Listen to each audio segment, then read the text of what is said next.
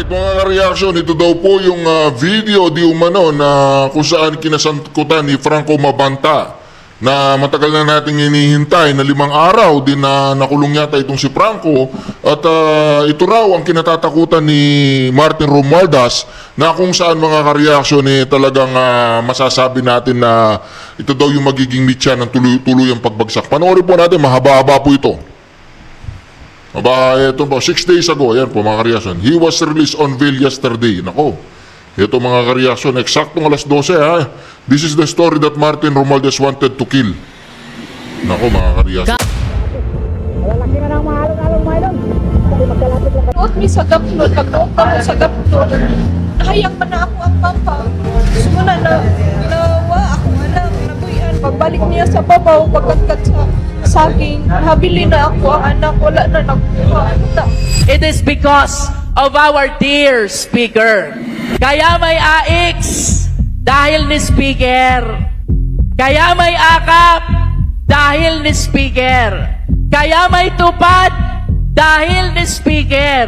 Kaya may mga barangay road dahil ni speaker. Kaya may patubig dahil ni speaker. At kaya may groundbreaking ngayon dahil ni speaker. May mga trolls pa at influencers na binayaran, allegedly, to defend him. I actually liked how Speaker Romualdez ran Congress. I was actually impressed at how he was able to unify Congress in a lot of major issues. Even the minority and even the independents were supportive of Romualdez's speakership. Ang inaakusahan nila dito, si Boss Martin, sabi, tinago daw. Pero asa ng patunay na tinago talaga? Di ba ang sinabi ni Mike Defensor nung 1 buwan or 2 buwan ago, nasa Marines daw. Ngayon, balik na naman kay Romualdez, di ba? Hindi nyo makasuhan si Martin Romualdez. Makalilinis talaga yung pangalan ni Martin Romualdez kung wala siyang maharap. Alam nyo, hindi nyo madadala sa court. Ang mga tao na ito, no? Handa nilang ibenta ang kanilang kaluluwa para sa isang demonyong katulad ni Martin. Mga bayaran, mga walang prinsipyo. Ang mahal siguro ng bayad sa inyo, no? Kaya puro press release, puro drama lang ang ginagawa ninyong dalawa. He publicly stated that he had no hand in the BICAM. Yun yung pinaka-consistent defense ni former speaker. And fortunate for him, maybe baka yun yung reason bakit yun yung defense na pinipili niya. Talagang wala kasing malilink sa kanya sa BICAM or sa small committee. He was not silent. Hindi lang siya humarap himself. And to me, that says he is a coward. Duwag siyang humarap sa ating lahat para sagutin ang mga katanungan. I did not hide, I did not run. I did not evade scrutiny. I faced it head on within the proper channel because I know there is no evidence that proves I committed plunder, conspiracy to commit plunder, or any similar offense that the Ombudsman may be contemplating against me. He distanced himself from the issue para makalimutan natin ang alleged. Ano kalaki ang 1 bilyon? Nako! Kung sa oras, ang 1 milyong segundo ay katumbas ng 11 at kalahati. Uulitin ko po mga ka-reaction itong video po na ito ay credit po sa PGMN at kung ito po ay makakatulong para sa aayos po ng ating bayan at mahinto na itong nakawan. Ito po, panoorin po natin. Ting araw, ang 1 bilyong segundo katumbas ng 30 gaano karami nito ang ipinagkait sa atin at hinakot ng Kongreso sa loob lang ng 3 taon sa ilalim ng buwakaw na ginawa nilang Panginoon at sinamba nilang parang santo. And when I'm done with this episode, Palagay ko ito po yung magiging mitya ng people power. Palagay ko ito pong video na ito ang magiging mitya ng people power dahil sa video na ito, maintindihan natin kung kaano karami yung bilyon, yung pera na ninakaw sa atin. Palagay ko lang po pasensya na po kayo, hindi ako makapagpigil na hindi ako mag-react yan. Yung lahat ng mga ipokrito dyan ay kumikita ng 25,000 pesos a month. Kakailanganin mong magtrabaho ng 3,333 years para umabot sa 1 bilyon ang kabuuang sweldo mo. Ngayong alam nyo na kung gaano kalaki ang 1 bilyong piso, ipapakita ko naman sa inyo kung gaano karami nito ang ipinagkait sa atin at hinakot ng Kongreso sa loob lang ng 3 taon sa ilalim ng buwakaw na ginawa nilang Panginoon at sinamba nilang parang santo. And when I'm done with this episode, kayong lahat na mga ipokrito dyan sa Kongreso, mga walang bayag, palaga ng mali at tumulong pagtakpan ang mga kalokohan dyan dahil nakinabang kayo. Kayong lahat na mga tunay na traidor sa Pilipino na nagbigay ng boses sa duwag humarap sa mga taong ginawa niya ng kamalian. All of you will owe all of us, the Filipino people, an apology because I'm coming for your God. It is time to pick apart and take down the dirty house he built on insatiable greed for money and power. Mabuhay ang Kongreso ng Taumbayan, mabuhay ang Pilipinas. Ferdinand Martin Romualdez, welcome to the show.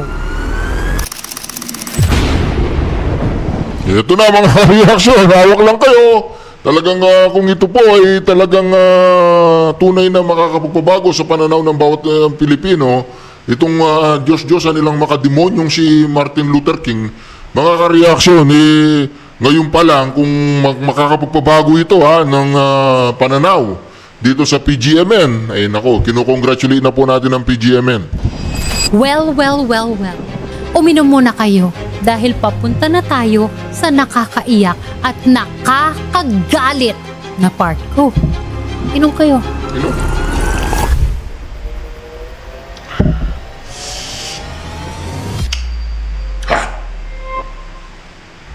I'm sure by now, kung hindi man ninyo napakinggan ng buo, alam ninyo na nagsalita na si dating House Speaker Martin Romualdez tungkol sa nangyaring pinakamalaking pagnanakaw sa kaban ng bayan under his watch. Now let us address the most absurd accusation of all, that I am supposedly the mastermind of this corruption scheme. How can I be the mastermind? Ang pinapalabas niya, biktima lang din siya ng pamumulitika. So when the legal processes is being used against me as a political demolition job, then I will have no choice but to defend myself. And I will defend myself fully.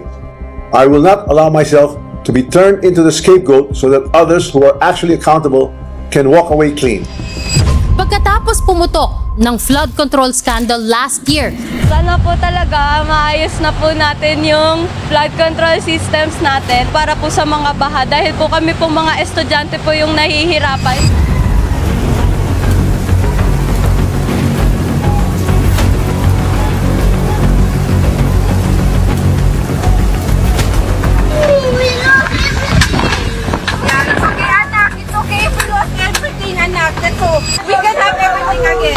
Nakita natin na yung mga dinagay dati na mga dike, mga protection ay hindi talaga kaya. Yung bigat, yung dami ng tubig na bumagsak. kung saan bilyon-bilyon ang nakurakot sa mga substandard at ghost projects, at kung saan ilang mga mambabatas at iba pang mga opisyal na malapit sa dating speaker ang tinaguriang contractors at congressman.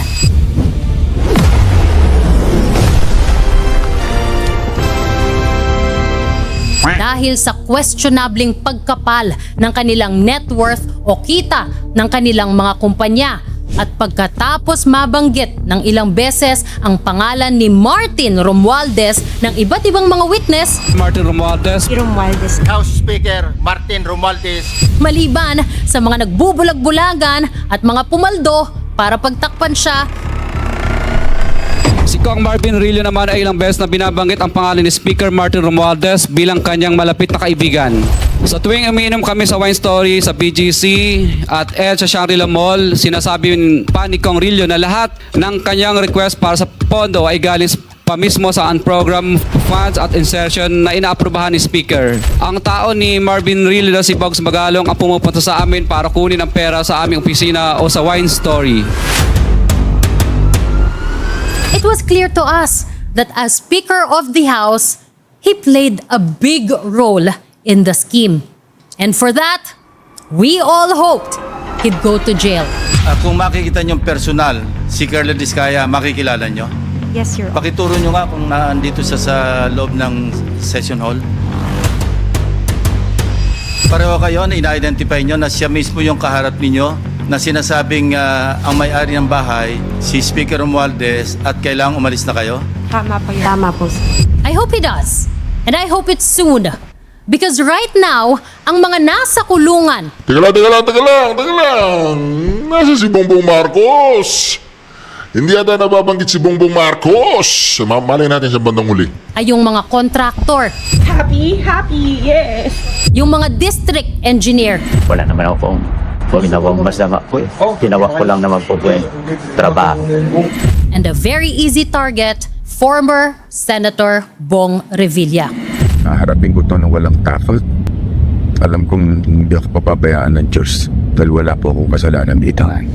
At ang lahat ng sisi ay sa dating Appropriations Committee Chair when all these things happened. Si dating Ako Bicol Representative Elizalde Zaldi Ho. Tinawagan ako ni dating Speaker Martin Romualdez at sinabihan, stay out of the country. You will be well taken care of as instructed by the President. In his speech, Romualdez basically said three things.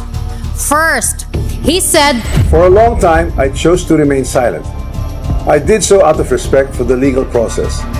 I did so because I did not want to add more noise to an already divisive issue. hindi nga siya nagsalita. O teka lang ha, nakikita niyo po si Bongbong Marcos sa taas ha. Ayaw po siya ng dikitan ng mga miyembro ng ASEAN. Nandidiri po sila sa kanya. Ayan, mga karyas, nakikita po ninyo.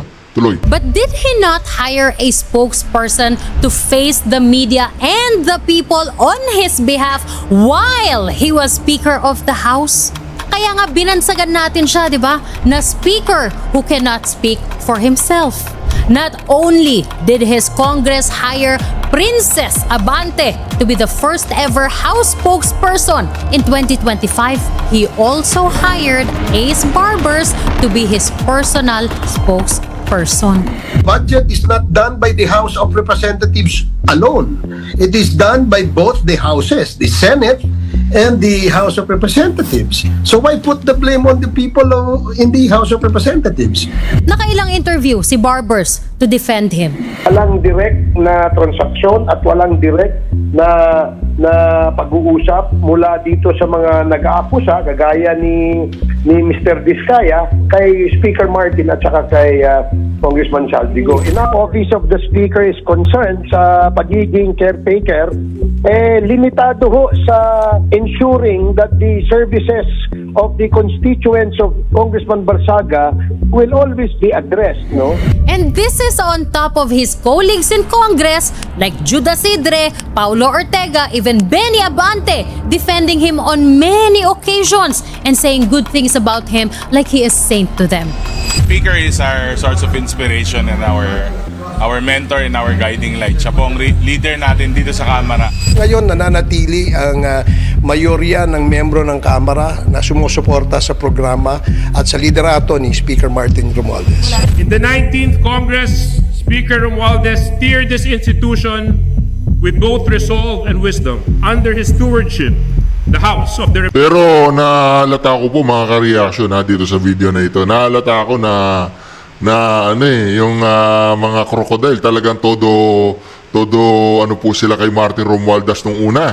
Pero bakit ngayon para yatang wala nang masyado, wala na siyang speaker. Siya na mismo nagsasalita. Biglang nakapagsalita, milagro no. representatives became a true House of the People. Kaya kung titingnan mo, ang dami-daming nagawa ni Kong Martin Romualdez nung 19th Congress na talagang masasabi mo, dapat ipagpatuloy. Yung matutugunan mo at maririnig mo yung hinaing ng taong bayan. Alam nyo, si Speaker, ang pagkakadala ko sa kanya, he is always a man that does not make his own decision, no. He follows the rules, no. Kaya I do not think that the speaker would be guilty of any gross, inexcusable negligence na tinatawag natin. The best ever Speaker of the Congress of the Philippines. At ito po ang palagi kong sinasabi sa inyo kung bakit bumabagyo at bumabaha ng biyaya sa 2nd District. Dahil ni Speaker. Posibleng pumasok po ito bilang bagyo o maging bagyo sa loob na ng PAR. Tatawagin po ito sa local name na Tino. Alas 9 Lunes ng gabi, ramdam ang pabugso-bugsong hangin at ulan ng Bagyo Tino sa Javier Leyte. Para makalimutan natin ang alleged role niya sa corruption. That is a classic PR crisis management move na malamang sa malamang taxpayers din ang nagbayad. That's exactly what the Nepo babies did, di ba? They literally stopped posting their OOTDs and travels dahil umaasa sila na makakalimutan natin sila. Second, he said na ang Congress as an institution ay walang kinalaman sa project implementation. Congress does not build flood control projects. Congress does not conduct procurement. Congress does not inspect whether a project was actually completed. Congress does not certify whether the work done was substandard or not. So if the allegation is that there was a systemic corruption in flood control implementation, then the public should ask the obvious question: where does implementation actually happen? Definitely not in the session hall of the House of Representatives. Sir, hindi naman Congress as an institution ang sinisisi. Hindi naman kung ano ang nasa papel ang kino-question. So, imbento lang namin ang bentahan ng projects? Imbento lang namin ang subasta? Puso po yung bilihan ng budget sa Congress. Opo, ng budget po. Si Senator MARCOLETA can-attest to this.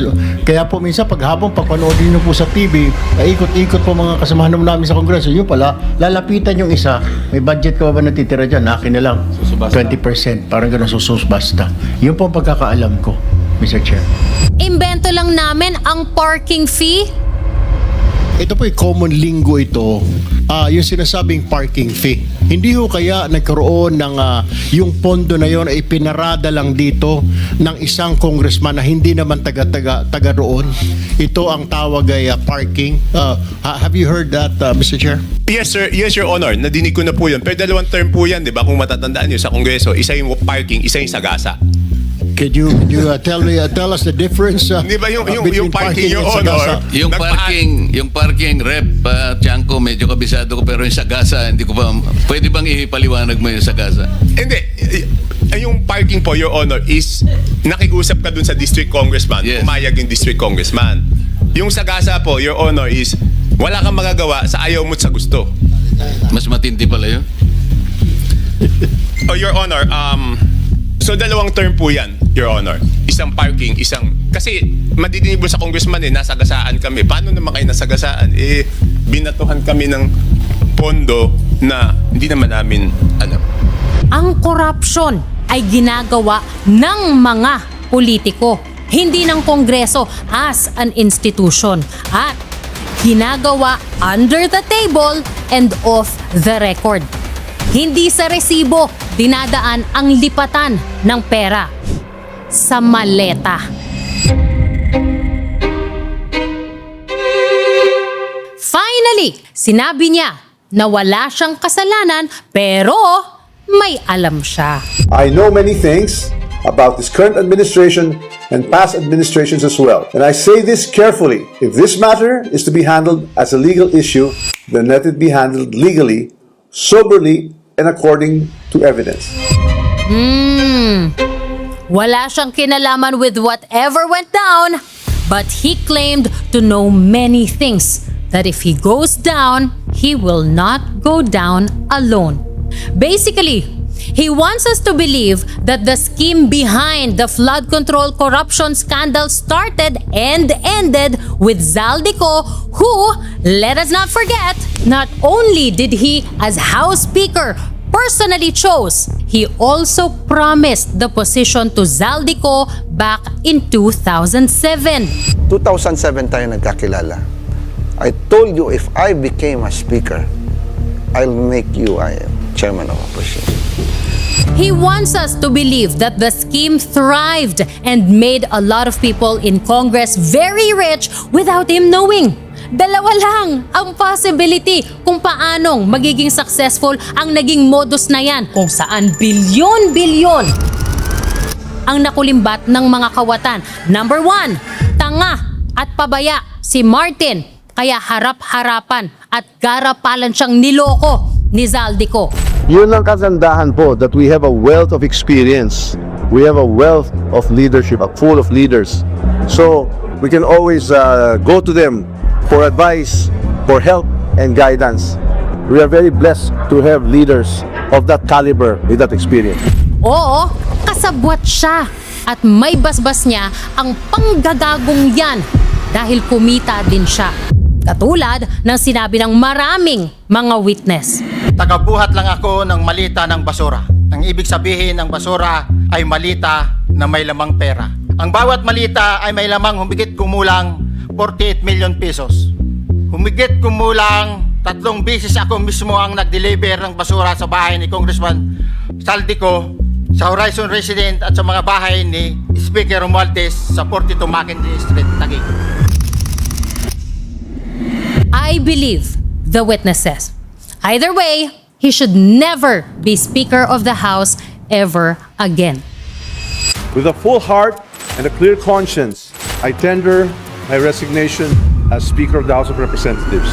The Appropriations Committee is very powerful because it controls the national budget and it handles funding for all government agencies. Kaya kung gusto mong mabigyan ka ng mas mataas na pondo para sa mga proyekto mo, maglalambing ka sa Appropriations Committee Chair. At kung wala kang bayag, tapos corrupt ang chairman ng Appropriations, mapipilitan kang maging corrupt din or i-accommodate lahat ng lambing ng chairman. Kaya nga pati Agriculture Department, di ba? Pinakialaman daw ni Zaldico. Pinatawag niya ako para pumunta sa Manila Polo Town Homes. And basically, ang hiningi sa akin ni Zaldico ay kung pwedeng bigyan daw sila ng import allocation for sugar or 200,000 metric tons of refined sugar for the year 2024. Nagulat ako sa sobrang laki ng kanyang request. So I just said, I will look into it. Kaya immediately, nilabas namin yung nung March 8, 2024, ang Sugar Order number 3 series of 2023 and 2024. Itong Sugar Order number 2 ang naging basihan ko sa pagtanggi sa kanilang request. Ito ho yun. Papakita namin mamaya. Ganyan ka-powerful talaga. Kaya ang nilalagay dyan ng speaker is someone they deeply trust. Someone very close to them. Someone na alam nila paano gumalaw at lumaro. Gusto ni Martin paniwalain tayo na wala siyang alam at kinalaman sa lahat ng scam na yan? Come on. Pero sa Appropriations Committee, ang pinag-uusapan natin, pera para sa agencies katulad ng DPWH, DSWD, DOH, Agriculture at marami pang iba. Pera para at galing sa labas. Now, I want you to take a pause now and think about this. Kung ganyan ang nangyaring manipulation at panloloko sa budget ng ibang agency, kung saan maraming tao ang dapat hinga ng basbas o kailangang gawing accomplice o kakutsaba para mangyari ang nakawan, and it was successful,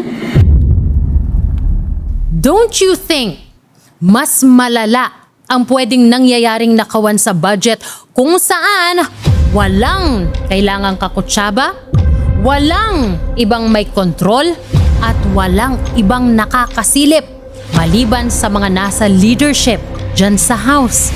Ang budget na hindi dumadaan sa deliberation, hindi pinag-aawayan sa BICAM kung dadagdagan o babawasan ba, at hindi pinag-uusapan ngayon. I am talking about the internal budget of the House of Representatives na sila mismo ang gumawa. If you think powerful na ang Appropriations Committee na hinawakan ni Zaldico, wait till you hear about the committee that decides how much budget Congress gets and gets that budget passed without challenge.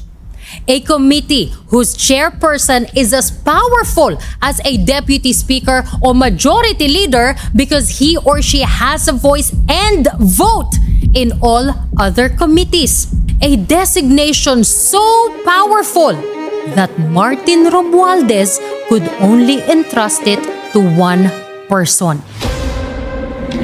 A person who he trusts way more than he ever trusted Zaldico.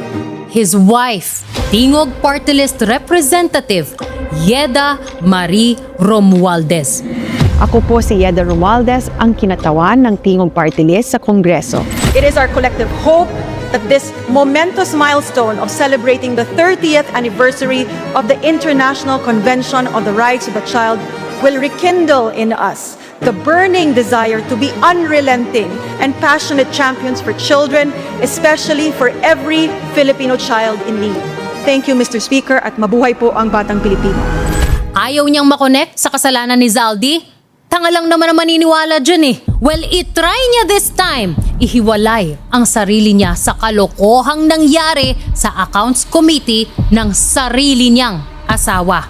Because what Yeda did sa accounts is much worse than what Zaldi did sa appropriations. At lahat ng ginawa niya doon, hindi pwedeng walang basbas o kumpas ni Martin Romualdez as House Speaker and Martin Romualdez as her husband. Together, they ran that committee like a sindikato. Very buwakaw. Sa paanli budget, the Accounts Committee is the holy grail for the corrupt. Let me tell you why. Ito ang committee na naghahanda at nagmamanage ng sariling budget ng buong House of Representatives. Itong committee na nag-a-approve at nagre-release ng mga pagkakagastusan katulad ng sweldo, mga bibilhing equipment, pagkain, kasama ang everyday buffet sa opisina ng Speaker, supply sa mga opisina, repairs, construction, bonuses, donations, lahat. Ilang suppliers yan? Ilang contractors yan? Alam ba natin? No. But unlike other departments or agencies, actually, even the Office of the President at Vice President na dumadaan sa hearing at debate, ang budget ng Congress, like I mentioned earlier, hindi na usually pinagdedebatihan yan sa plenary o sa BICAM. Kung ano man ang budget na ibigay ng Congress sa sarili niya, thanks to the Accounts Committee, malamang sa malamang, iyon na yon. Dahil under Article 6 of the Constitution, Congress has control over its internal affairs, including the administration of funds appropriated to it. Hindi pwedeng diktahan ng executive branch ang Congress kung paano nila dapat patakbuhin ang mga opisina doon dahil sa separation of powers. So co-equal branches sila. Ibig sabihin, even offices under the executive, katulad ng Budget Department o DBM, hindi pwedeng pakialaman ang trabaho at budget ng Congress. Hindi pwedeng mag-interfere before or during spending. Ibig sabihin din, buong nabibigay sa kanila ang budget na ibinigay nila sa sarili nila. Appropriations for agencies enjoying fiscal autonomy, katulad ng Congress, are automatically and regularly released. So, kung sa ibang agency, performance-based o need-based o conditional ang release ng budget, sa Congress, hindi. What Congress wants, Congress gets. In whole. Well, of course, nandyan ang Commission on Audit o COA. But what can COA really do? Its mandate under the Constitution is post-audit. Taga-check lang sila ng legality sa paggamit ng budget after the fact. Tingnan kung paano gamitin ang budget. Sitahin kapag may mislabeled na item. I-remind ang Congress sa tamang procedure. Katukin sa mga hindi nako-comply na policy. That's it. Hardworking ang mga auditors natin, pero maliban sa imposible na matrack lahat ng pinupuntahan ng pera ng Kongreso, which I will discuss in more detail later, Ano sa palagay ninyo ang mangyayari kung sobrang maghigpit ang COA sa Kongreso? Congress ang nagbibigay ng budget ng COA, di ba? Kalahati ng Commission on Appointments na nag-a-approve sa sino ang magiging chairman ng COA, mga congressman din, di ba? Kung sa DPWH nga, takot yung mga district engineer na hindi pagbigyan ang mga congressman sa mga special request nila kapag may project dahil pwede silang palitan, pwede silang ipadala sa malayong lugar. Paulit-ulit kaming ginamit ng mga nasa pwesto sa sistemang ito. Wala kami magawa dahil kung hindi kami makikisama, gagawa nila ng problema ang project na na-award sa amin sa pamamagitan ng mutual termination o pagkakaroon ng right-of-way problem na parehong nagdudulot ng hindi matuloy ang implementasyon ng mga proyekto. Don't you think the same power tripping happens sa Congress pagdating sa mga auditors? Home court advantage sila? I'm not saying nagnanakaw ang mga auditors o kasabwat sila. No, that's not what I'm saying. I'm saying paano papalag ang auditor sa buong institusyon? Paano papalag ang auditor sa buong Kongreso? Paano papalag ang auditor kay Martin Romualdez? Sige nga, for so long, nagrereklamo na ang mga auditors pagdating sa spending sa Congress at sa Senate. Dahil nahihirapan silang sundan kung saan napupunta ang pera. Tulad nga ng sinabi ko kanina. Bakit? Ayaw nila maglabas ng resibo eh. Ang mga senators, no, when they liquidate, for example, they usually just give a certification on their honor. They're saying that yes, we spent this money for this kind of thing. And kung may mga dokumento kami nakikita, well and good. Wala resibo, kung walang resibo eh. As early as 2010, nagrereklamo na ang mga auditors tungkol sa lack of transparency sa paggamit ng pondo sa Senado at Kongreso. Kinwestiyon nila yung practice ng pag-rely lang sa certifications imbes na resibo sa mga pinagkakagastusan nila. Kung walang resibo, paano malalaman ng auditors kung sa intended item nga nagastos ang pondo? Halimbawa, sa Senado daw, yung sweldo at allowances ng staff pwedeng ma-release sa legislative staff ng senador through special powers of attorney lang. May authorization lang ng senador na kunin lahat ng sweldo.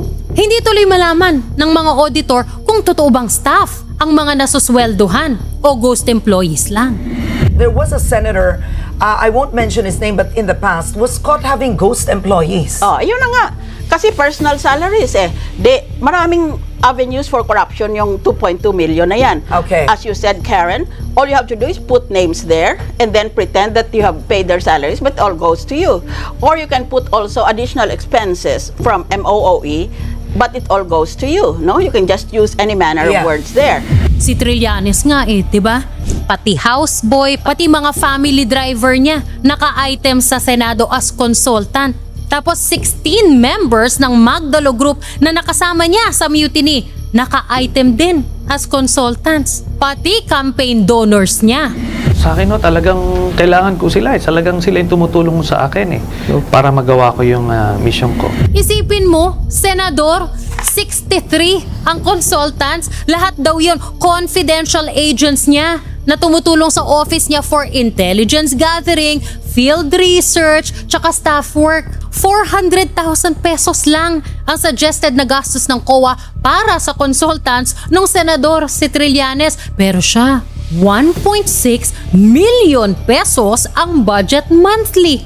Gumastos ng 18 million pesos in 2014 alone. May nagawa ba ang COA? Wala. Kasi naka-classify as confidential in nature ang trabaho nila. So papaano madidetermine ng COA kung totoo yun? Sa Congress naman, hindi nila masundan yung mga pondo na na-realign o nalipat from personnel services papuntang MOOE o yung pondo para sa maintenance and other operating expenses. Now, before I continue, para lang mas maintindihan ninyo bakit malaking issue ito, ang budget ng Congress nahahati sa 3 kategory.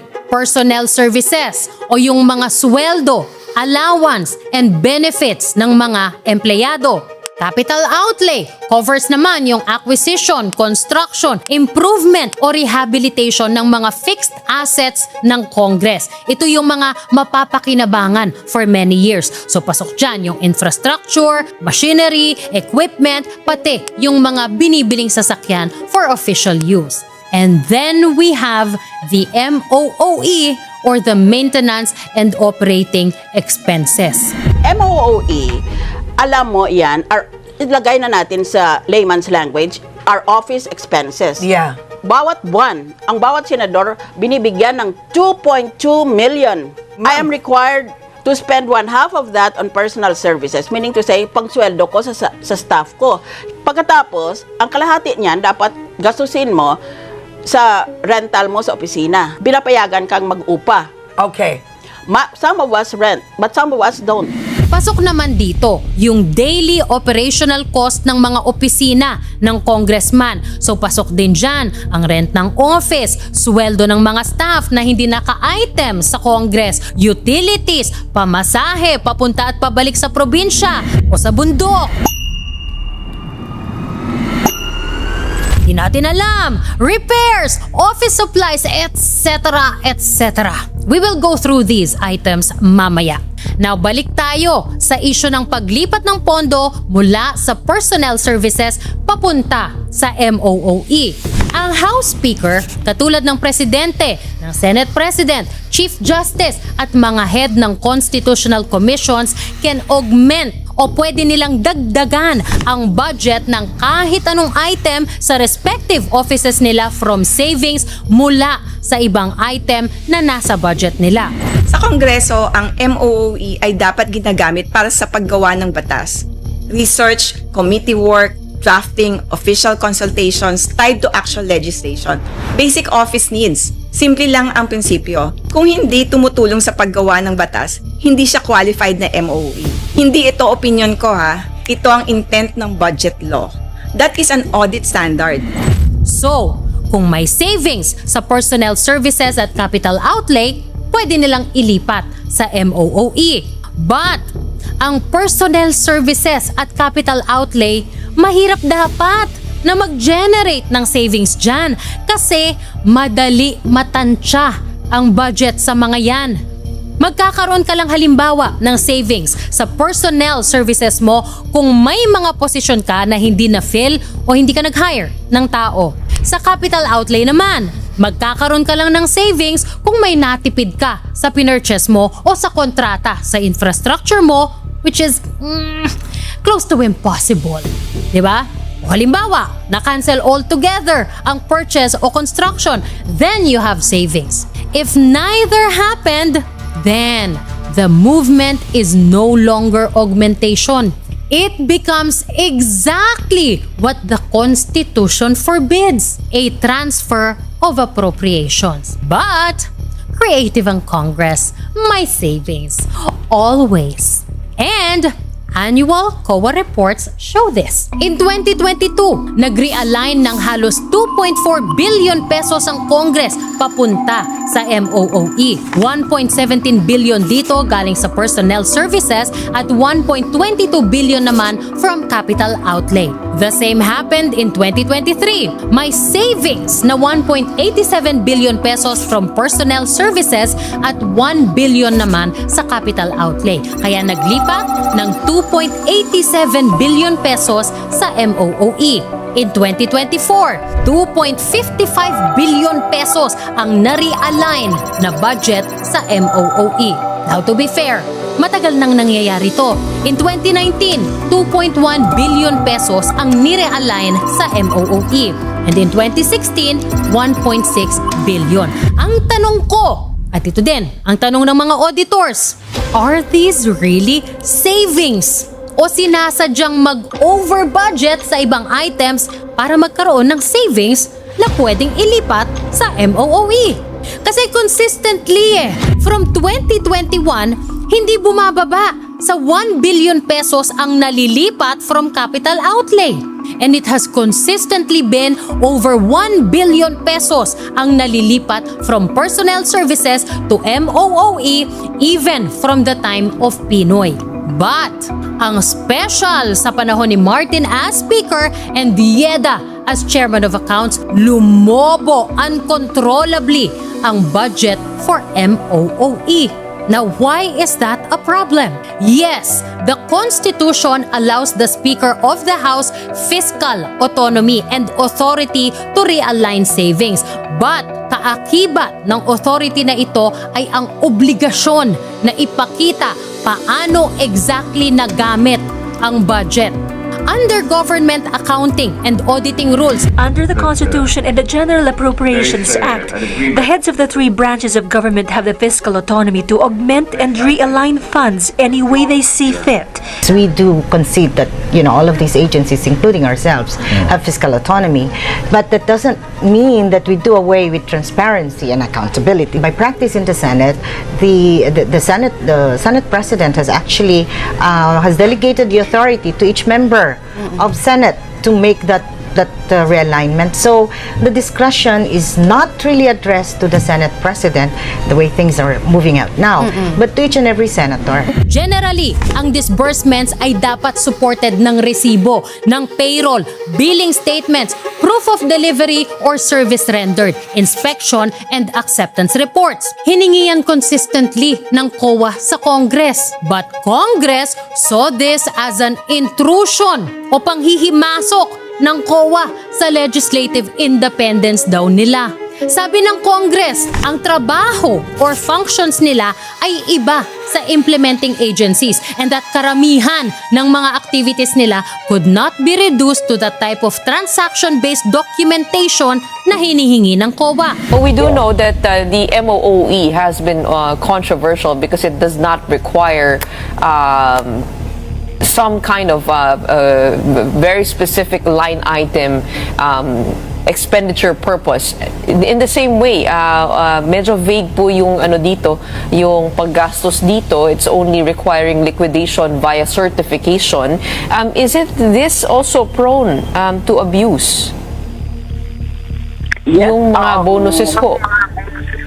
Well, theoretically, yes. So it behooves on individual members of Congress, the lawmakers themselves, on how to judiciously spend and properly spend the MOOE because it's only subjected to certain certifications and not really itemized auditing. Yes, perhaps it's time to make to revisit that policy. Halimbawa daw, magpa-feeding program sila sa 500 na katao. Alangan naman daw, napapirmahin nila isa-isa yung lahat ng yon, di ba? Isa yan sa mga senaryo na sinasabi nila, basta, mahihirapan daw silang mag-comply. Ito ang reason kung bakit nagkaroon ng clash before between then COA Chairperson Grace Pulido-Tan at Congress at Senate. Is there any indication na yung budget ng House of Representatives and the Senate are already arranged so that there is going to be savings? The power of the purse is in Congress. I cannot delve into their and you do not want to tell me whether you think Congress abused that power? No. Why not? Because, ma'am, I do not have enough basis at this point, but the way things are turning out, it may be an indication that the budget of Congress should also be a little more scrutinized. Okay. Kasi ang Kongreso, lahat po ng budget ng lahat ng ahensya, binubusisi talaga. Ng Kongreso? Oo. Pero yung kanilang budget, hindi nila binubusisi. Bakit ganon? Gusto ni Madam, may strict na accountability sa budget. Gusto niya ihinto yung system kung saan certification lang ang pinepresent sa pag-liquidate ng MOOE. Isipin niyo yun, pipirma lang ang congressman o senador to certify na nagamit ang pera sa legislative work nila at hindi nila binulsa, and that was supposed to be enough? Basta dun ko ginamit, promise. Yung totoo, kayo ba maniniwala dyan? Imbis na pakinggan si Madam Grace at gawing transparent ang paggastos sa budget, the Senate moved to formalize the existing practice. On July 25, 2011, both chambers approved concurrent resolution number 10, which explicitly recognized what it called the delicate and unique nature of the Senate, the House of Representatives, the Commission on Appointments, and the Electoral Tribunals. Sabi nila, COA naman had consistently allowed Congress to use liquidation by certification, and so they declared that this system was consistent with applicable accounting and auditing rules.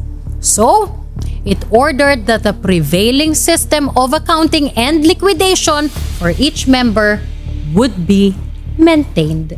Inadopt ng Senate ang measure na yan on August 24, 2011. The House concurred on February 1, 2012.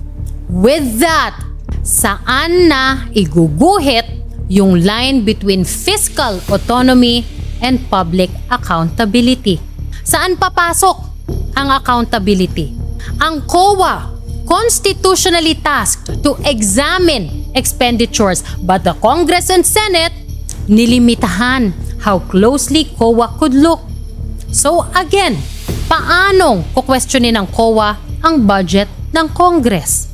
Actually, nagtry pa nga na mag-compromise ang COA. Sabi nila, ito-tolerate nila ang liquidation by certification only for relatively small operational expenses, hanggang 500,000 pesos, but subject to audit pa din. Anything more than that, kailangan na ng full supporting documents. Nasunod ba? Of course not. In a resolution earlier published by COA, the deadline for all agencies to settle their unliquidated funds is today, January 31st. Hindi talaga nila ma-liquidate, no? Lalo na yung mga malalaki. Magkakaso kami. Sabi ni Leviste, hindi kailangang resibuhan ng MOOE, kaya pwede raw magdesisyon ang kongresista kung paano ito gagastusin. Kasali po dito yung kuryente, yung tubig, yung bond paper ng house. Pero sa 2026 budget, initially, mga 10 plus billion siya, tapos naging 18 billion. Itinaas po ng 7.8 billion. And shortly after this concurrent resolution number 10 was approved, pumutok yung issue sa unequal release ng additional operating funds sa Senate under then Senate President Juan Ponce Enrile na galing sa Senate savings from MOOE. Senate President Juan Ponce Enrile has explained in a news report he gave 18 fellow senators 1.6 million pesos each for Christmas, while giving 4 others only 250,000 pesos each. For 2012, the MOOE amounted to 2.218 million pesos per senator. The second and third tranches, amounting to a total of 1.680 million, were released to all except Enrile himself and 4 other senators, Alan Cayetano, Pia Cayetano, Antonio Trillanes, and Miriam Defensor Santiago. 1.618 million pesos in additional year-end o Christmas funds were released to 18 senators. Pero sina Senators Miriam Defensor Santiago, Alan Peter Cayetano, and Pia Cayetano and Trillanes only received 250,000 pesos each. So sabi ni Miriam, yung unequal o hindi pantay-pantay, selective and arbitrary release ng savings violated the Equal Protection Clause of the Constitution. Sabi niya, ang power to realign savings should not be used as a personal o discretionary pork barrel para i-reward yung mga kaalyado. Iba pa yan, doon sa 50 million pesos daw na binigay sa mga senador na nag-impeach kay Chief Justice Renato Corona. Yan, ni-reveal yan ni Senador Jinggoy Estrada sa privilege speech niya noong 2013. Saan galing ang pinamigay na pondo sa mga senador? Sigurado ako. Alam na alam ni Secretary Abad ang sagot sa tanong na ito. At sigurado din ako na hindi unilateral decision ni Senate President Drilon ang mamigay ng 50 million pesos kada senador. Ironically, this was exactly the kind of discretionary spending that COA was trying to examine more closely and was trying to prevent, pero hinarang through concurrent resolution number 10. Sabi sa Senate COA report in 2012, ang regulation na ito na liquidation by certification at hindi kailangan ng resibo will remain valid and enforceable until a resolution is passed repealing concurrent resolution number 10 or until the Supreme Court declares it to be invalid. Now, in my own research at sa research ng mga kaibigan natin sa Dare to Ask, wala po kaming nakita na pinasa ng Congress o ng Senado na nagre-repeal o nagpapahinto sa practice na yan na liquidation by mere certification. In fact, ang nakita pa nga nila sa Dare to Ask, in 2019, there was another Senate Memorandum Circular 2019-001 by no less than Tito Soto asking the COA for consideration to liquidate their MOOEs by certification only. Sabi sa resolution, in the conduct of its legislative functions and investigatory authority in aid of legislation, ang mga committee daw at subcommittee ng Senado engage in activities and transactions which are highly peculiar and different from the common or routinary governmental processes. Kasama daw dito ang expenditure of public funds. Kasama daw dito ng public hearings and consultations on matters of national security, political, economic, and social significance in coordination with various sectors and special interest groups. Ang vague, di ba? Parang lahat nako-cover doon. So, parang lahat may excuse na. Sumagot ang COA dyan with Resolution number 2019-024 dated November 25, 2019 kung saan sinabi ni COA Chairman Michael Aguinaldo and Commissioners Jose Fabia and Roland Pondoc na although they agree with the guidelines sa memo ni Tito Soto, hindi nila pwedeng payagan na yung reporting sa paggastos ng MOOE and other operating expenses o OMOE ay through certifications lang. Sabi ng COA, may expenditures na pwedeng i-validate o i-document through official receipts or other documents na magpapatunay na napunta nga yung pondo doon sa dapat na pinagkagastusan. At bilang pareho ang functions ng Senate and Congress, this applies to both. Nasunod ba? Of course not. In fact, sa mga members of Congress na natanong ko po, lahat sila ang sinabi, lahat ay liquidation by certification lang. And it looks like this. They said that congressmen get the same baseline for MOOE budget. And if they need more, of course, they can request for more money. Now, the higher amount sa samples na nakuha natin ay nasa 716,000 pesos. Per month yan ha. So, gawin na nating 1 million a month. Well, actually, gawin na nating realistic. Kasi balita ko may increase na 300,000 pesos this month. So, mas mataas pa kapag kakampi ka o kapag nasa leadership ka. Isara na natin sa 1.2 million pesos na average na lang sa lahat. Malaki na yan ha. Generous ako. Multiplied by 12 months, 14.4 million a year per congressman. Multiplied by 318 congressmen, that's 4.58 billion pesos. Marami pa tayong dapat kalkalin para mapuno ang halos 22.4 billion pesos na MOOE budget ng Congress for 2025. Yan siguro ang dahilan kung bakit paborito ni Martin at Yeda Romualdez ang MOOE. Kaya between 2022 to 2025, tumaas ng 8.8 billion pesos ang MOOE allocation ng Congress. Ang pera ng bayan ay hindi para sa pansariling pakinabang ng ilan. Tungkulin natin bilang mga kinatawan na tiyakin ng bawat piso ay para sa unlad at kapakanan ng ating kababayan. I'm sorry. May nabago ba sa trabaho ng mga congressman na hindi natin alam? May nabago ba sa mandato nila para kailanganin nila ng halos 9 billion pesos na karagdagang MOOE budget? Sabi ni Congressman Leandro Leviste, dapat tayo maging transparent saan napupunta ang 18.58 billion pesos na MOOE budget ng House of Representatives. Kong Lian, that's 4 billion pesos less than the 2025 budget. I suggest you really start there. And if the trend sa pag-transfer ng pera from personnel services and capital outlay to MOOE continues like before, madadagdagan pa yan ng 1 to 2 billion pesos. Malalaman natin kapag lumabas ang audit report ng COA for 2025 in the next months. Mahirap nga ba na i-report lahat ng expenditures? For reference, ganito kadetalyado ang reporting sa paggastos sa Canada at ganito naman sa US. Sure, nire-require ng batas na once a year pinapublish ang itemized list ng mga pondo na nabigay sa mga congressman at nagastos nila. Pero, meron na ba sa inyo na nakakita niyan sa Philippine Star? Broadsheet ha? Hindi man lang yung online version na madali nating magugugel. Bakit hindi gawing available ang itemized list of amounts paid to and expenses incurred for each House member sa COA website? If you go to the COA website, 2020 lang ang naka-upload doon.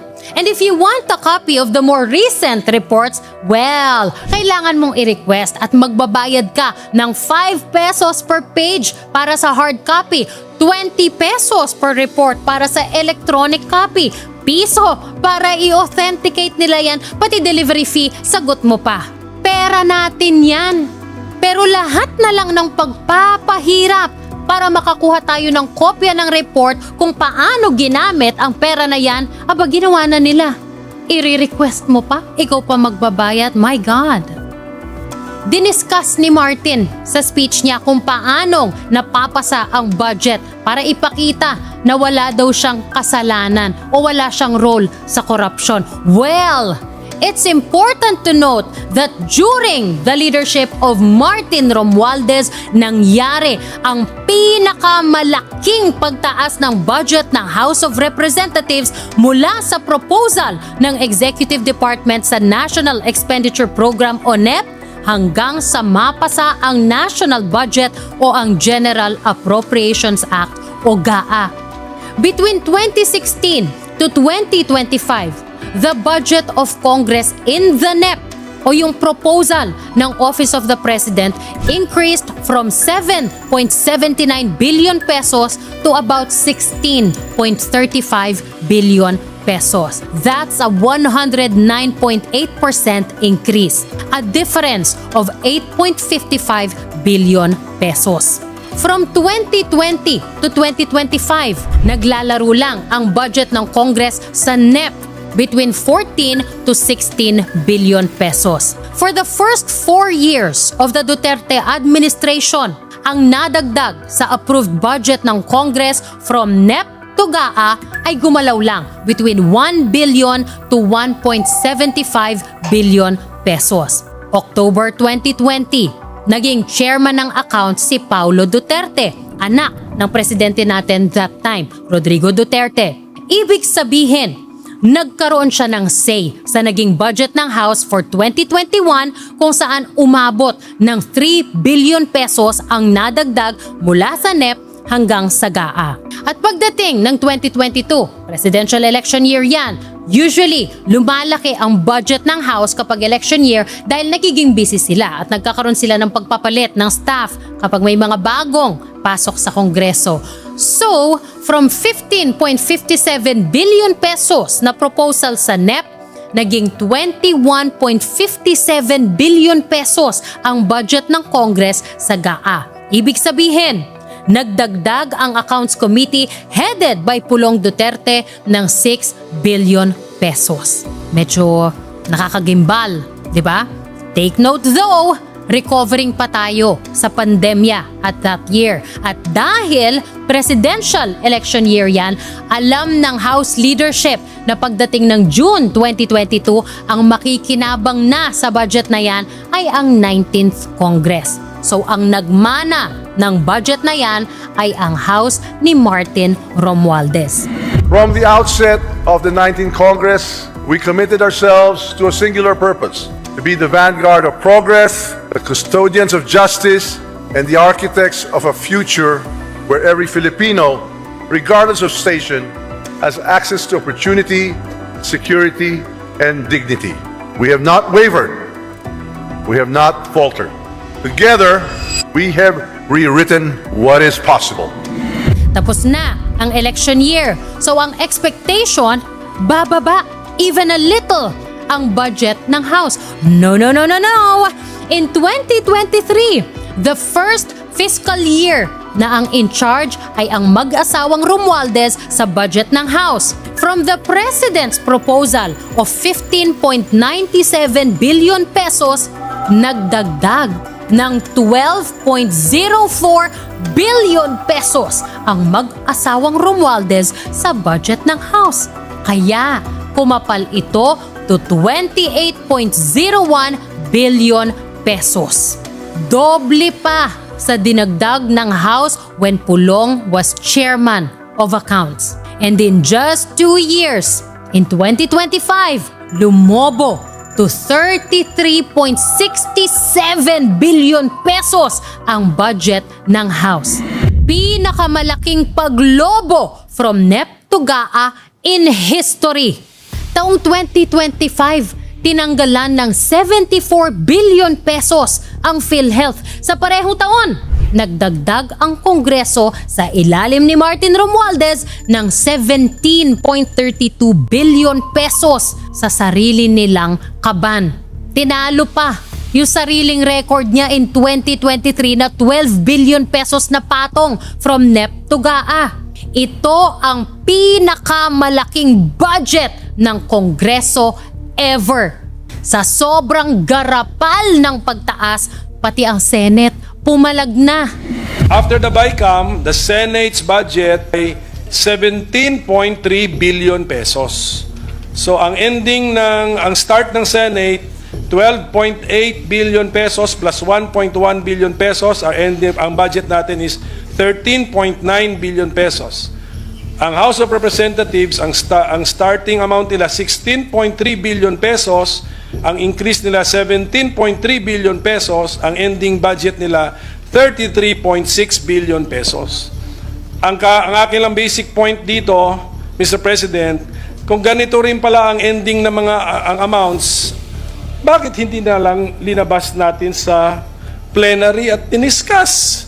Bakit kailangan sa BICAM pa mangyayari ito, Mr. President, na halos lumampas pa sa doble ang budget ng isang chamber na bala ko sanang samahan na salihan next year, Mr. President.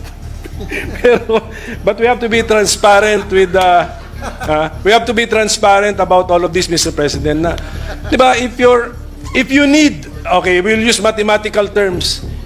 If you need 2x instead of x, bakit hindi pa na-reflect yan doon sa original bill na pinail mo? Sana pinare-reflect mo na yung 33 billion pesos na pangangailangan mo. That's my point, Mr. President. So I'm not expecting an explanation from our chairwoman kasi hindi naman niya ito kagagawan. So for more transparency in our budget process sana, we will discuss it sa floor.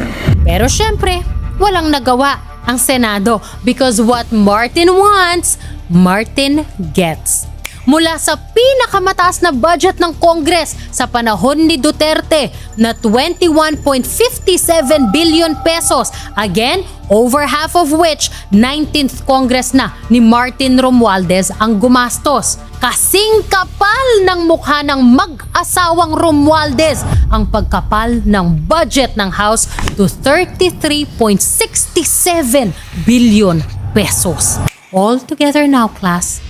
Gago, di ba? Gago! Gago! Gago! I'm not done yet. Hihimayin pa natin yan. Naku, kung sa NEP to GAA comparison, nagimbal na kayo, well. Uminom muna kayo dahil papunta na tayo sa nakakaiyak at nakakagalit na part ko. Inom kayo. Let us now look at how Congress under Martin Romualdez as Speaker and Dieda in accounts spent the budget it gave itself.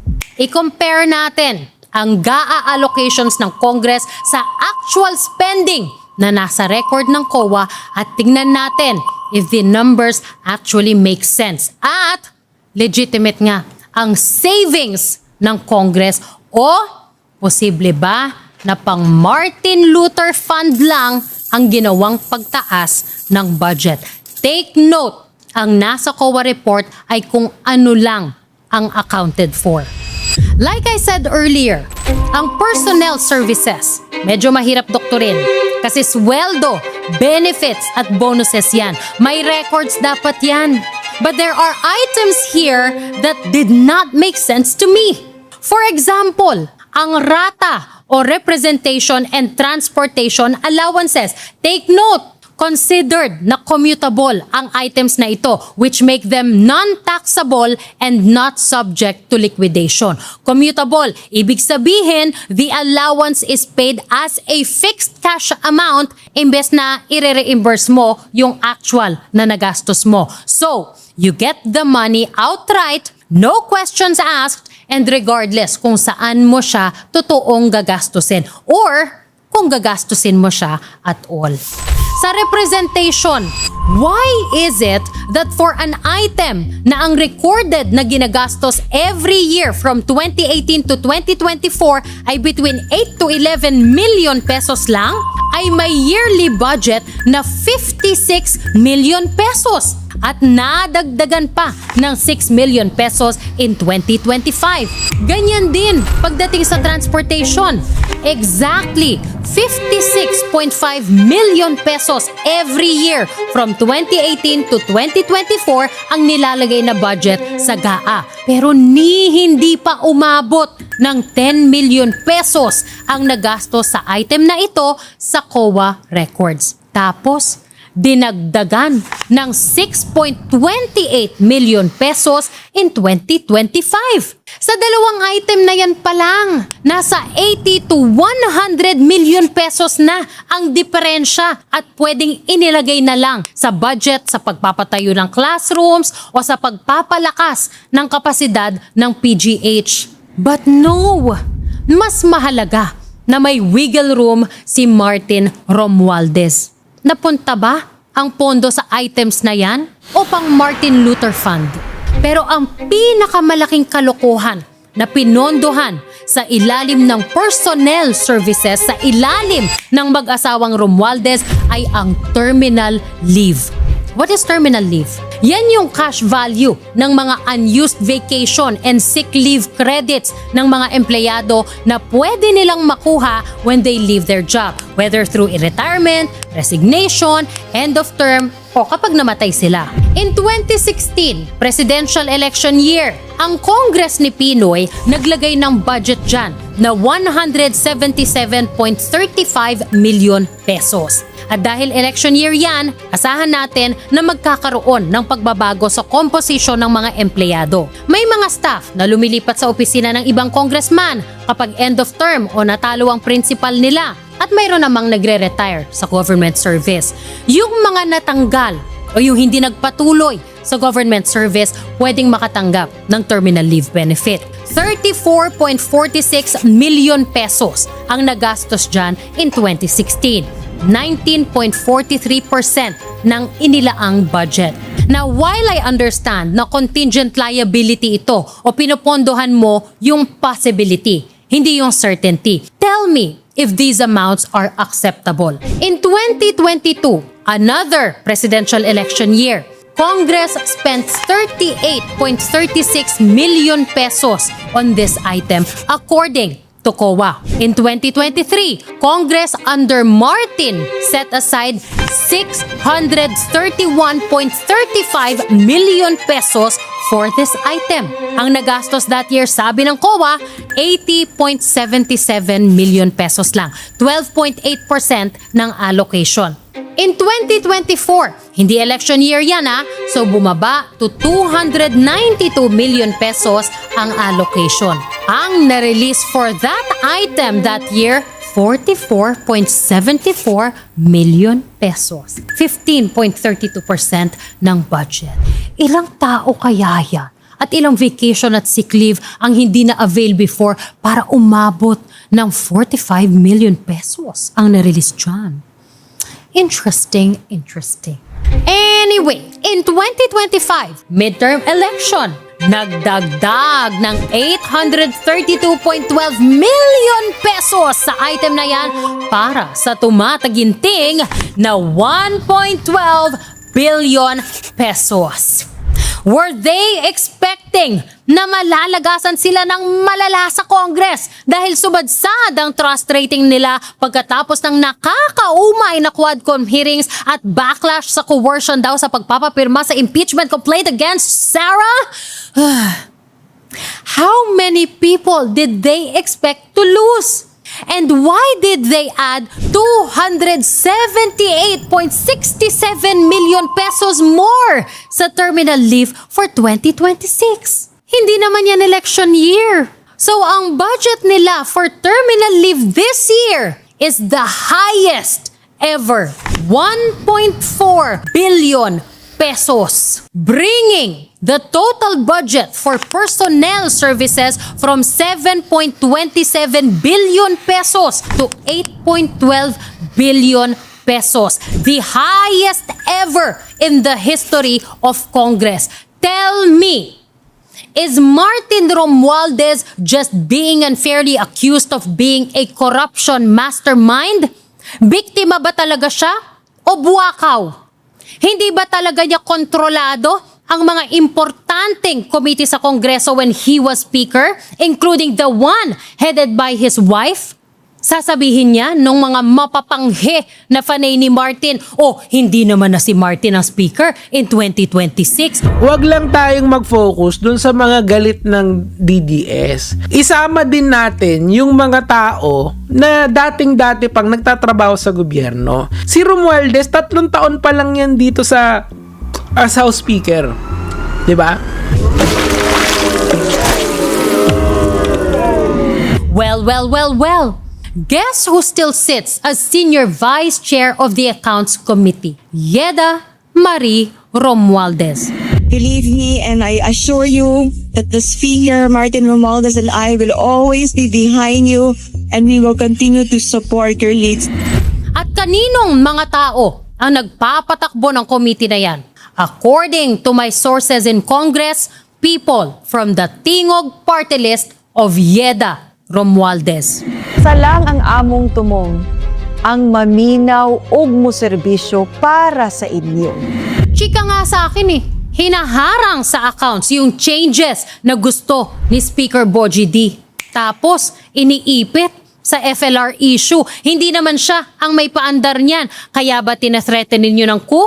Bakit? Ayaw nyo kasi hindi siya gigil sa impeachment ni Sara? Ayaw ninyo kasi hindi nakakalusot yung mga gusto ninyong investigation katulad na lang ng sa Dolomite Beach? Ayaw sakyan yung pamumulitika ninyo dyan kaya hindi kayo makapaldo? Dahil nga sa kanya kaya tumaas kahit konti ang trust rating ng Congress. Tapos gusto ninyong palitan? Batuhin ko kaya kayo dyan ng mga arinola? Personnel services pa lang yan Wala pa tayo sa capital outlay. And I think there should be a separate episode on that. But for now, let's go to the more controversial MOOE. And I suggest lahat kayo na nag-aabang ng ibibigay na script sa inyo para ipagtanggol si Martin Romualdez pagkatapos ng episode na ito, do your own research. Because I came with official documents from COA. I came with receipts.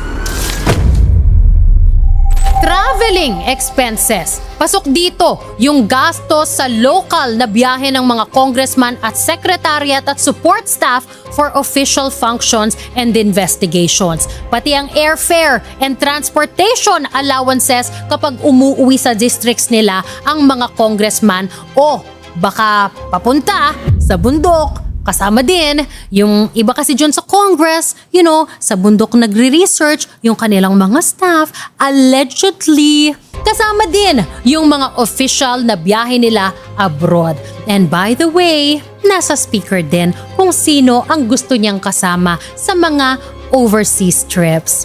May pocket money pa daw yan between $1,000 to $2,000. Ibig sabihin, accommodation, transportation, pati pocket money, sagot natin yan.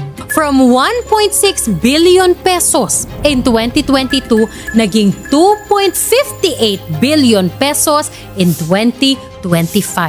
Tumaas by 950 million pesos in just 3 years. Pero kung titingnan natin ang amount sa COA report, nasa 500 to 560 million pesos lang ang actual na nagagastos on this item every year between 2022 and 2024. So bakit nagdagdag ng 400 million pesos para sa budget sa 2025? Dahil eleksyon, kailangan may appearance si Best Speaker of the House. 1.12 to 1.6 billion pesos ang difference between what's in COA's record and the GAA budget. Saan ni-realign ang difference na yan? Is there a way na makita natin lahat yan o tanggapin na lang natin na nasa Martin Luther Fund na yan? Ang training and scholarship from 42 million pesos in 2022 naging 64 million pesos in 2024 at naging 94.53 million pesos in 2025. So between 2022 to 2025, tumaas ang budget dito by 52 million pesos. Ang justification sa 2024 COA report, tumaas ang budget kasi tumaas daw ang fee sa face-to-face trainings, conventions, and seminars. Explain to us then, bakit ang gastos for years 2022 hanggang 2024 na nasa COA report nasa 3.95 to 6.5 million pesos lang? Ano ang basehan ng 94.5 million for 2025? Halos 88 million pesos na diferensya sa reported sa COA at sa budget sa GAA. Kayong mga empleyado ng mga congressman, alam ba ninyo na may ganyang kalaking budget para dyan ng Congress? Nagamit nga ba ninyo yan? O pang Martin Luther Fund na lang? Supplies and materials. Kayo dyan sa opisina ng mga congressman, ilang beses kayo nagpaluwal ng sarili ninyong pera para sa bond paper, sa tape o kahit sa ballpen? Alam ba ninyo na from 524.77 million pesos in 2022, naging 1.34 billion pesos ang budget para sa supplies and materials in 2025? Pero ang ginastos dyan sa 2024, 84.79 million pesos lang of the 939.87 million peso budget that year. Tapos nagdagdag ng 400 million pesos for 2025? Sabihin na nating umabot sa 120 million pesos ang gastos sa 2025 kasi hindi pa natin alam dahil wala pa ang COA report. Pero ilagay na natin sa 120 million. 1.22 billion pesos pa ang matitira. Again, saan kaya ni-realign yan? At ang mas mahalagang tanong, how sure are we na walang nagamit dyan sa eleksyon? Dahil kung staff ka ng incumbent at gumamit ka halimbawa kahit kalahating rim ng bond paper para mag-print ng campaign materials, aba, violation ng election code na yan. Misuse of public fund na yan. Graft na po yan. May sumilip na ba dyan? Masisilip ba yan? O lost na to the Martin Luther Fund? Utility. Oh my God, utility. Kuryente at tubig. In 2022, ang budget dyan ay 485.47 million pesos. Ang nagastos, according to COA records, 105 million pesos. May bills ito May bills, may kopya. In 2023, naging 125 million pesos ang actual recorded spending sa COA report. 2024, bumaba at 113 million pesos lang ang nagastos kahit na tumaas to 854 million pesos ang inilagay na budget dyan. So bakit ang budget na nilagay ng mag-asawang Romualdez para sa utilities for 2025 ay 1.35 billion pesos? Bumaba na nga ang bills ng 2024, particularly ang kuryente according to the COA report dahil may energy conservation measures daw dyan sa house. May solar panels at nagkaroon ng solar-powered streetlights. So bakit nagdagdag ng 500 million pesos para sa utility ng 2025? Steady lang ang utilities between 100 to 125 million sa mga naunang taon. Tapos magdadagdag kayo ng 500 million pesos. Bakit? Saan mapupunta yung 1.23 billion pesos na sobra? May mga temperature controlled volts na ba na matakaw sa kuryente kaya budget ng Congress na lang ipapasa ang bill? Oh my gosh. Para ba yan sa Martin Luther Fund? Wala akong sinabi. Communication. Ito yung budget para sa telepono, internet, tsaka postage and courier services. From 2022 hanggang 2024, ang actual na gastos dito nasa 274 million pesos lang hanggang 280 million pesos. Steady lang. So why did the budget for that go up from 562 million pesos in 2022? Again, a presidential election year to 1.89 billion pesos in 2025, just a midterm election.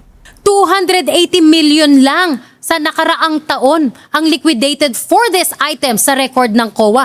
Tapos, ang brilliant idea ng mga Romualdez, dagdagan ng 600 million pesos the following year. Ano ito? Telebabad? Hindi uso ang unli data? Para saan ang difference na 1.61 billion pesos? Para sa Martin Luther Fund? Professional services para sa legal, auditing, and consultancy. Isa pa to, naku. Ang bulk niyan nasa consultancy services para tumulong sa pag-draft ng mga bills at mag-research. 5.9 billion pesos ang budget in 2025. Mas mataas ng 800 million pesos compared sa 2024.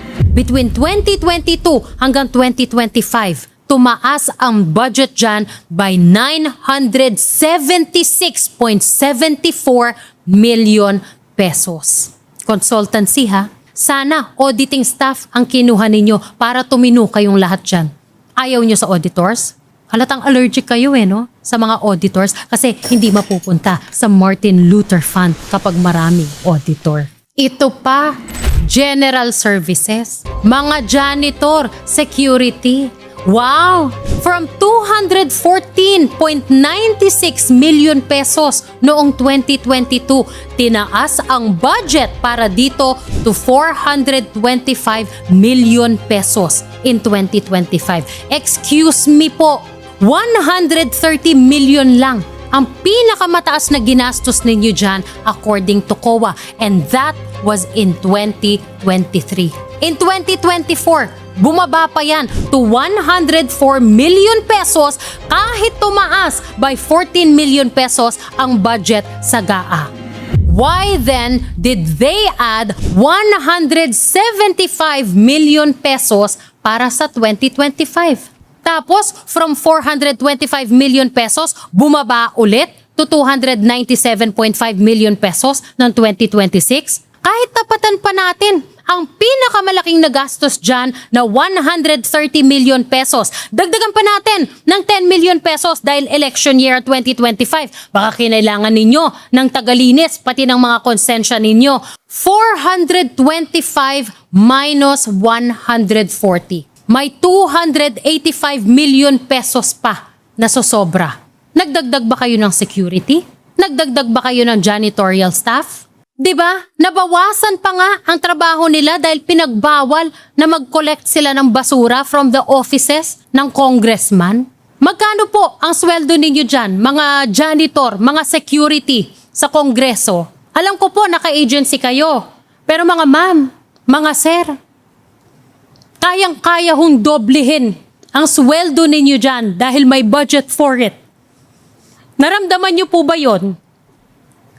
Sana man lang po, naambunan kayo ng budget na yan kasi meron po, may pera, ginamit yung item ninyo para pakapalin ang budget ng Congress. Pati item ninyo ginamit. Naramdaman niyo po ba? Imagine how much your lives could change kung sa inyo talaga napunta ang budget na yan. Kung ako po sa inyo, mag-iiwan po ako ng patay na daga sa vent ng mga swapang dyan kasi buwisit talaga sila. Pati janitor, security, kinukupitan pa. Grabe na nga yung trabaho ng mga tao na yan. Tapos, todo effort para maging relatable. May pa sila sa stage dyan.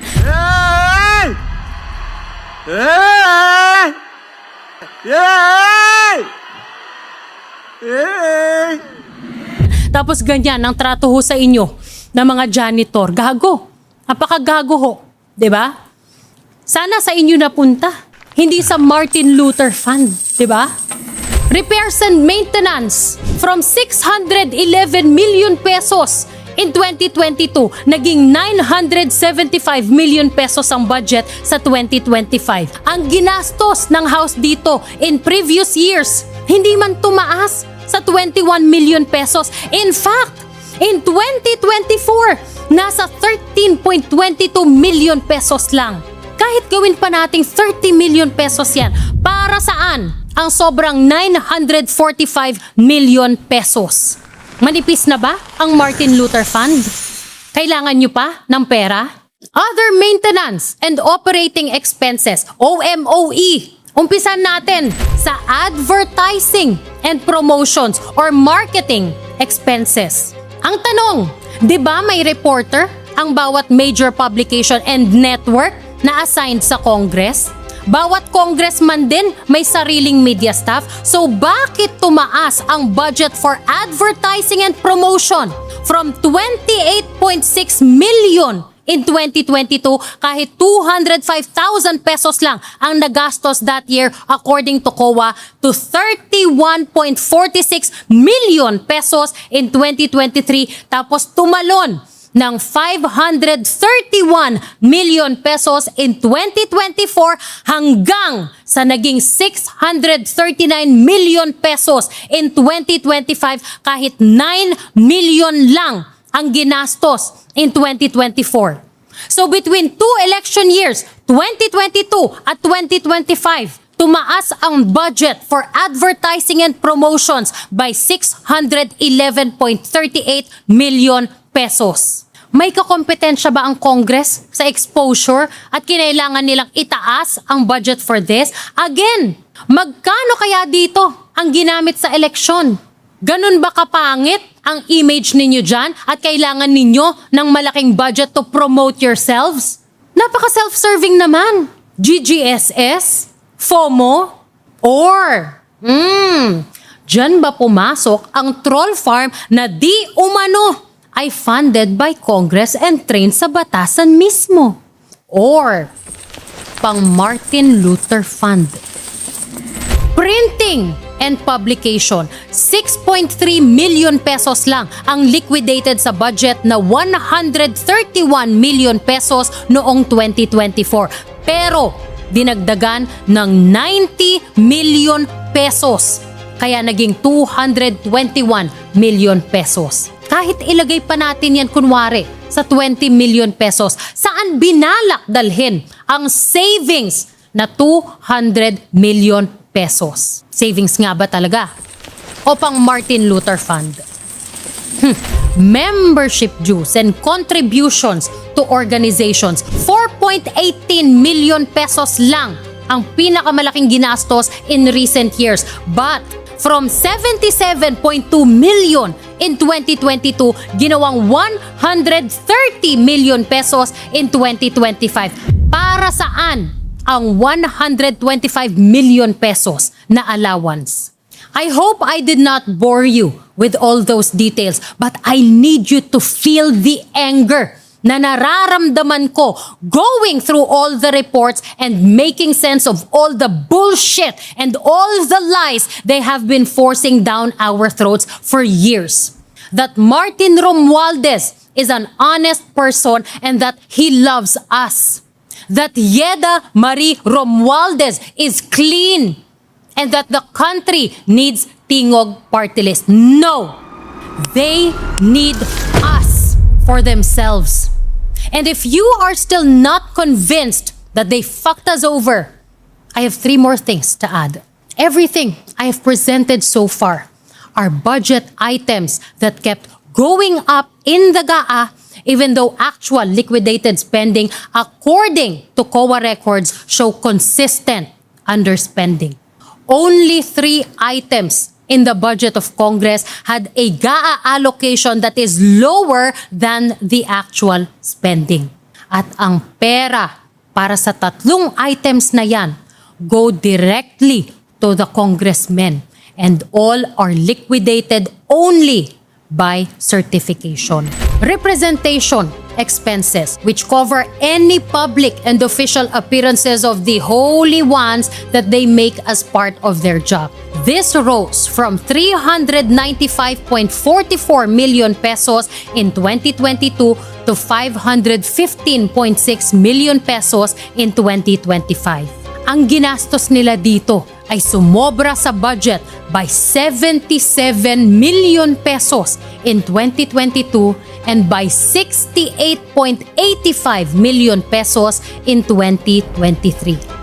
The other one is the OMOE or other maintenance and operating expenses. Pasok din dito ang other expenses incurred by oversight committees for various undertakings katulad ng meetings, ocular inspections, and other operating expenses necessary in the exercise of its mandate. Expenses sa committee and office meetings, mga party caucus, plenary sessions, at kapag may bumibisita na mga foreign dignitaries. May public affairs fund din dyan at ang district operating expenses ng lahat ng House members. Socio-cultural related activities of HREP, gender and development related expenses, other miscellaneous expenses that are necessary in aid of legislation. So medyo malawak ang cover dito. Sa 2.29 billion pesos na budget for this in 2022, ang reported na gastos sa COA sa kanilang record ay over 5 billion pesos. They kept the budget for it at 2.9 billion pesos in 2023, but they actually spent over 6 billion pesos. I wonder how much they spent sa item na ito in 2025 dahil tinaas nila ang budget to 4.32 billion pesos. Saan exactly ginastos ang mga ito? Hindi natin malalaman. Wala namang resibo eh. And the other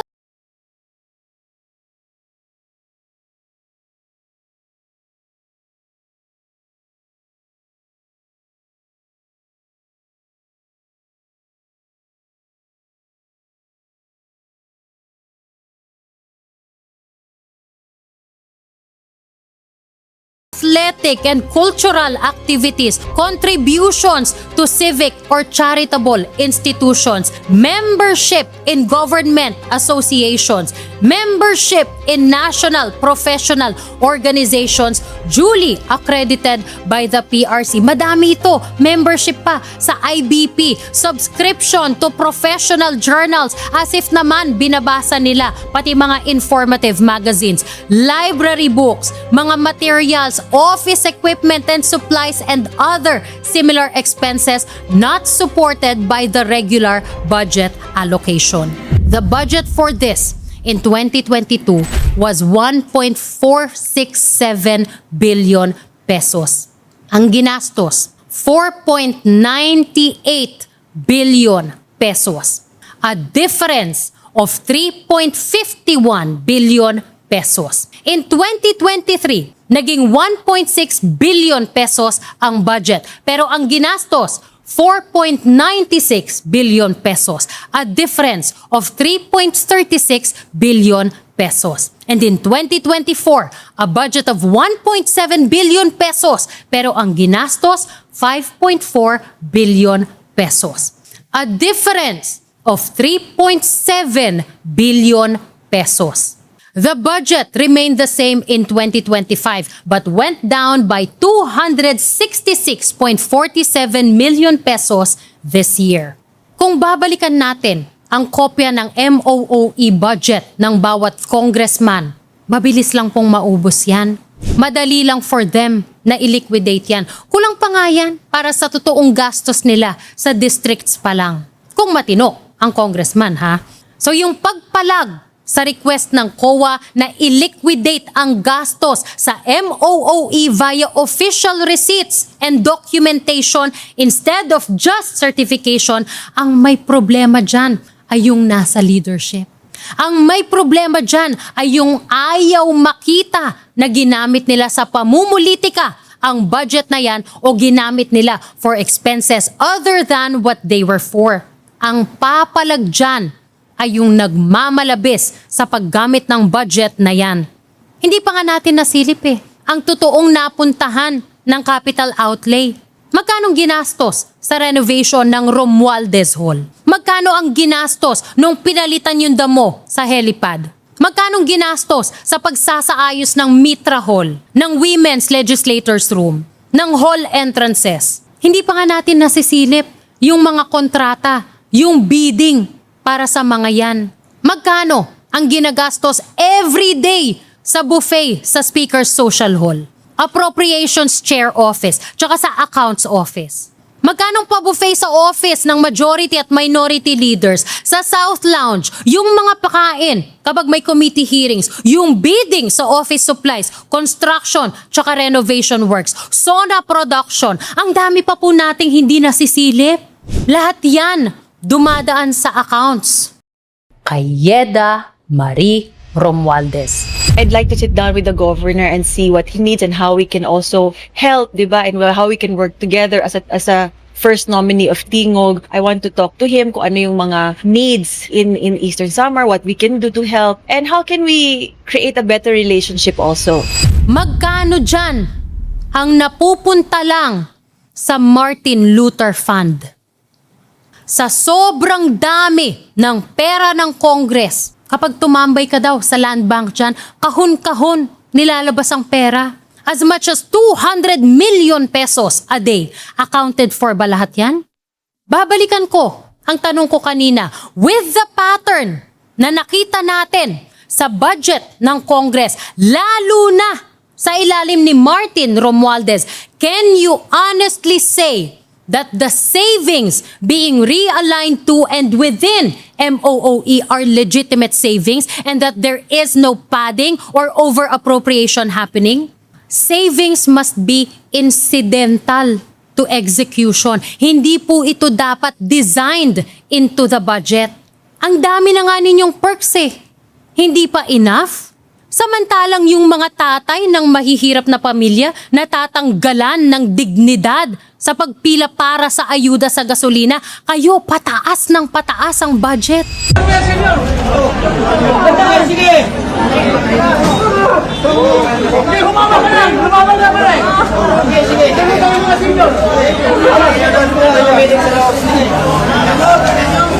Tapos ang biktima si Martin Romualdez, ang kawawa si Martin Romualdez, ang inaapi ay si Martin Romualdez. Anong explanation para sa napakataas na allocations pero mababa ang liquidation sa COA? Honest mistake? Late reporting? Nasaan ho ang mga resibo ninyo?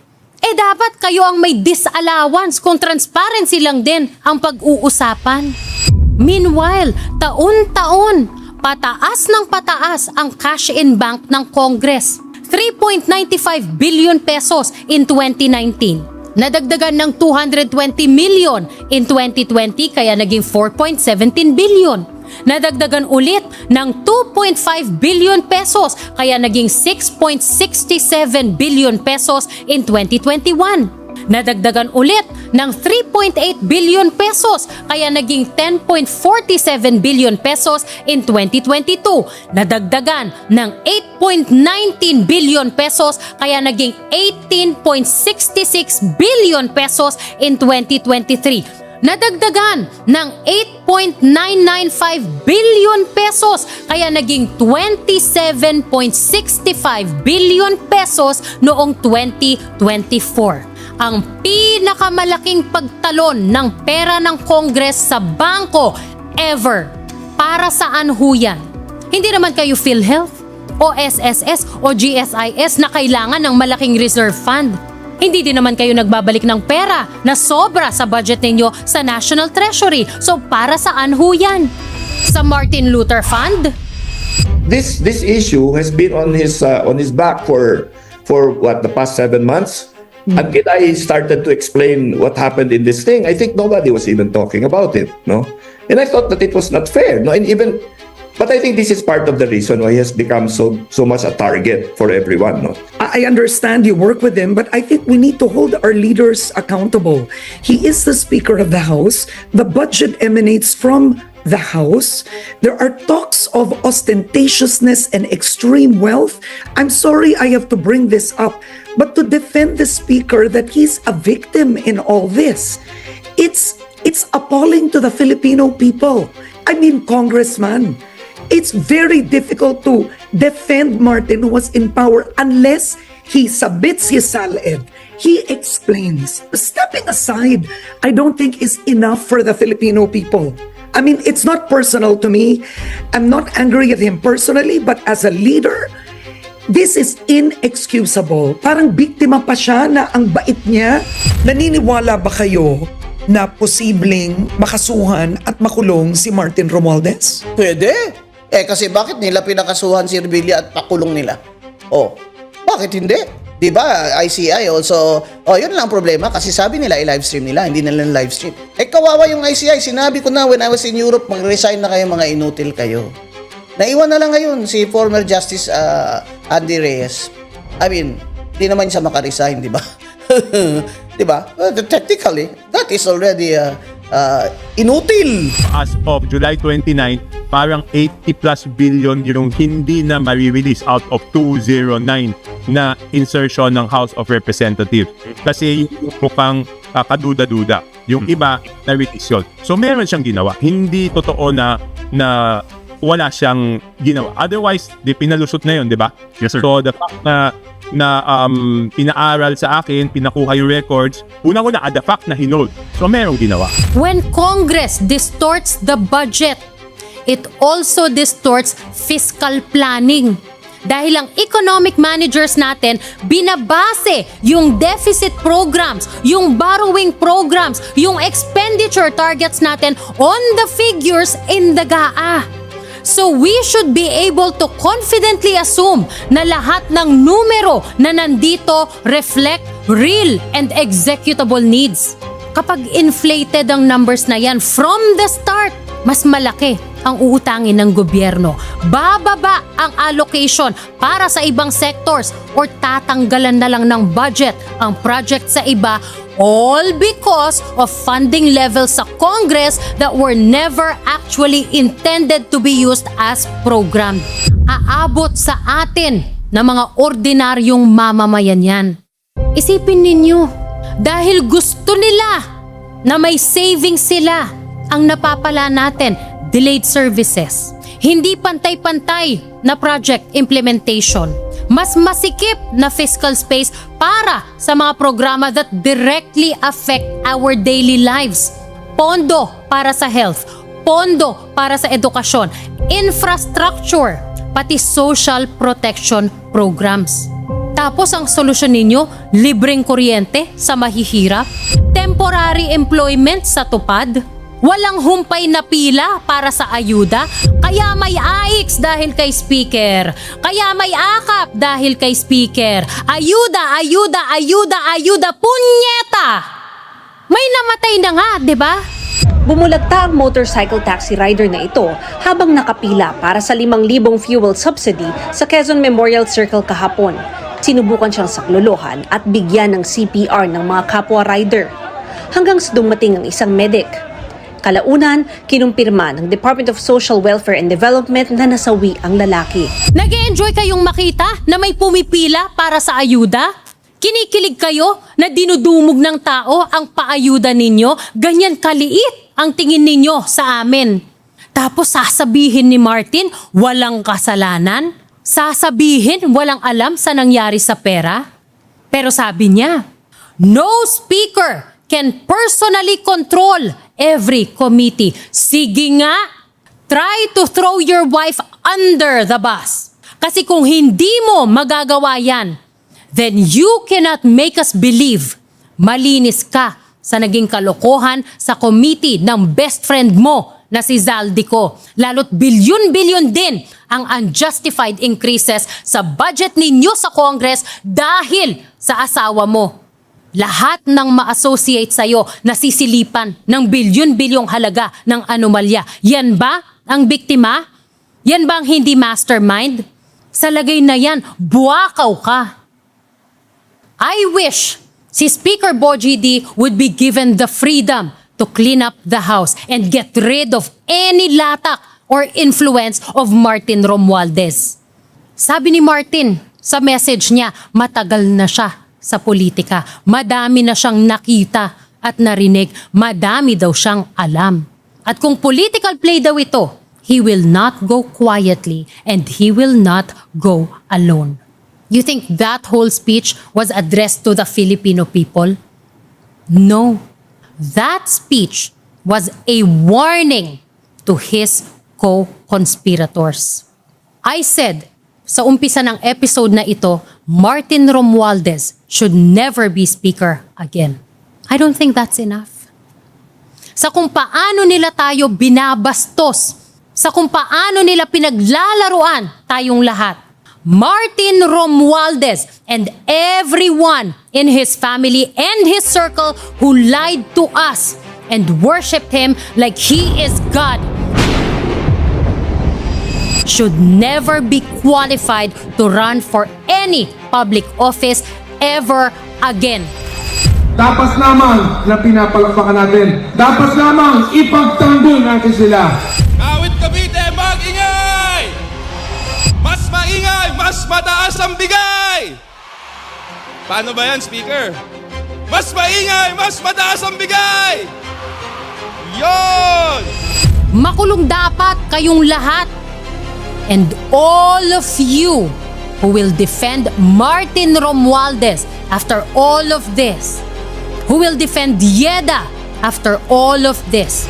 Well, I'm happy that Martin expresses readiness to face the probe on the flood control mess, diba? Kasi ba to, kung walang tinatago, ganyan ang ginagawa, diba? Haharapin. Eka nga nilay na dinima nun, I'm here, Mr. President.